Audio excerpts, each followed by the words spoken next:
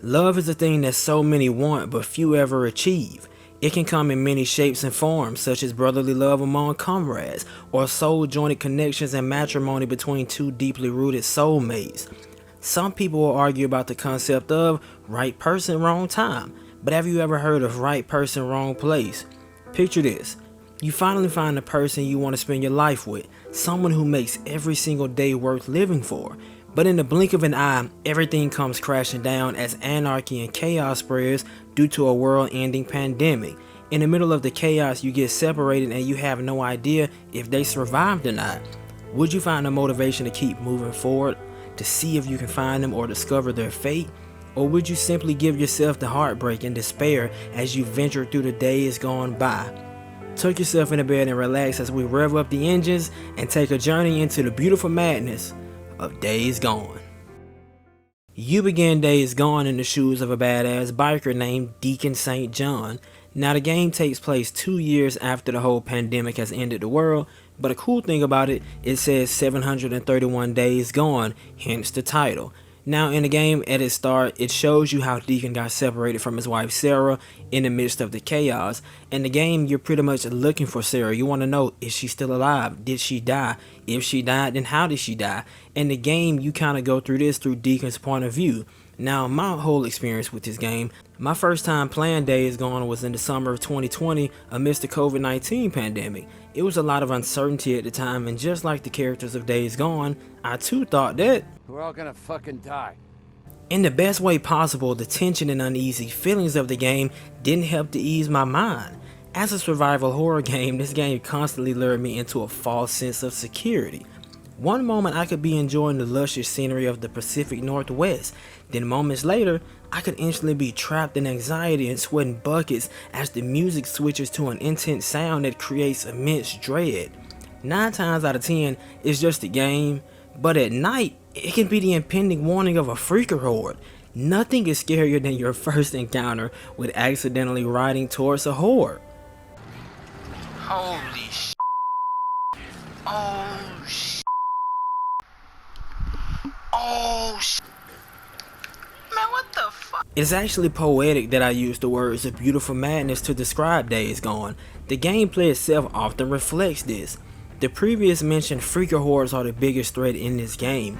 I'd even go as far as saying that the vicious cycle of battling hordes is this game's strongest feature. The hordes in this game are almost reminiscent of the ones in the World War Z movie. Think of, the part when they're in Jerusalem and they just kind of climb over the big wall. That is essentially Days Gone in a nutshell. You have to pretty much game plan and strategize how to take each horde down. A simple mistake can turn a winnable battle into an instant game over. But unfortunately, the madness doesn't end here.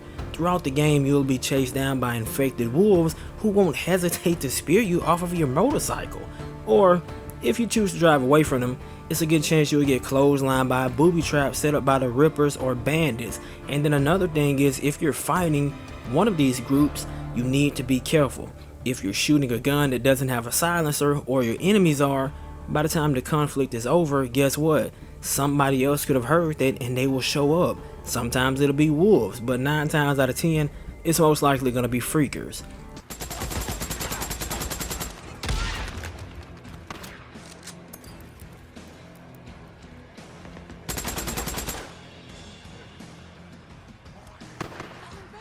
Let's do this, come on. You son of a bitch.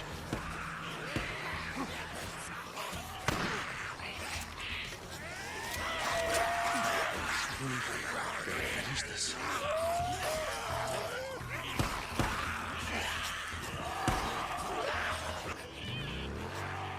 Literally everything in this world is out to get you and each other. Days Gone doesn't have an all-time great open world along the likes of Skyrim, Red Dead Redemption 2, or The Witcher 3, but its open world is very realistic and effective at portraying an end-of-the-world scenario where there is nothing but lawlessness and survival of the fittest. The gameplay does feature some positive dynamic events. Throughout your travels, you will come across survivors being pinned down by freakers or bandits. You can intervene and rescue them, and then, tell them the nearest safe place for survivors. What the fuck is this piece of shit? But with that being said, I'd like to go from one act of kindness from the player as Deacon to one given by Ben Studios themselves. Throughout this entire game, you will notice that the scenery is just breathtaking, it's stunning, it's gorgeous, or as I said earlier, it's luscious. You have everything from the snowy mountains, you have a lot of greens because again, it's the end of the world. I even hate to say it like this, but the apocalypse in this game is almost beautiful. You see the way that the nature has come back, similar to in real life how nature took back during the actual pandemic of COVID-19 when the animals took back over the world. In Days Gone, you see this in a similar way, except the grass is starting to grow back because no one is able to maintain it. It's scary, but it's also visually appealing. The water as well, any sort of body of water in this game, absolutely amazing. There's so many times that you're driving on your motorcycle, you don't even really think that you're playing a horror game. It almost like you're playing an outdoor simulator. You're playing some sort of a hunting game, a wilderness survival game. They did a hell of a job on the scenery. But another strong suit about Days Gone is that the characters in this game are all full of personality and conflicts. Throughout the flashbacks, we see how Deacon and Sarah met and how the two of them fell in love. For as rough as Deacon is, Sarah is the one thing that he's truly saw for. She's a very sweet and sincere woman who's very smart, but she's also the key to understanding his behavior and his sense of urgency. Deacon and Boozer might not be related, but blood couldn't have made them any closer. They have a strong brotherly relationship that has a lot of highs and lows. They've been through hell together both before, during, and after the collapse of modern civilization. Their interactions were well written and genuinely comes off as a real brotherly bond, both in the way that they care for each other and when they make comments and jokes like this. A few summers back, Sarah took me out to Bear Creek. We were picking lavender and she taught... Then of course you have characters like Ricky and Iron Mike who are both full of good intentions and values about doing the right thing. Hell, Ricky in particular, she's a key voice in trying to get Deacon to see that there is still hope left in the aftermath of the pandemic. While in the middle of editing this video, I kind of thought long and hard, but I would like to say that Deacon St. John in a way reflects the actual world of Days Gone. Deacon is ex-military, he's a biker, as I previously mentioned at the start of the video, a badass biker, but he has this huge soft spot for the ones he loves. He loves Sarah, he refuses to move on because she's constantly in his mind. He loved this woman, he met her, and even though the world has ended, essentially his world is still here because he doesn't know, is Sarah alive, is Sarah dead? He has his weak spot. As I mentioned, the brotherly relationship between Deacon and Boozer, he loves Boozer. That man is practically his brother. Deacon comes off as this cold-hearted guy, but he still has a bit of morality in him. One thing about him, he has this rule, he refuses to shoot women. He won't kill a woman unless she's armed and she's threatening him. And then in return, when he finds out that people have done heinous things, such as randomly murdered Good Samaritans or just random people in a camp, or that people murdered a random defenseless woman, he gets angry, he gets pissed off about it, and then he has to go out and handle it, because in his point of view, that's wrong. So he's also a guy with a bit of morality to him. And I think that it helps flesh out his character. It makes him realistic, especially in this broken world. And of course it goes without saying that this game has characters you'll despise and almost salivate at the thought of them getting their comeuppance. At its best, the writing in this game will truly dig into your heart and soul. The highs will have you on top of the world, while the lows will have you feeling outraged and eager to get revenge. But no matter what, the constant remembrance of Deacon and Sarah's love will ensure that you keep on going.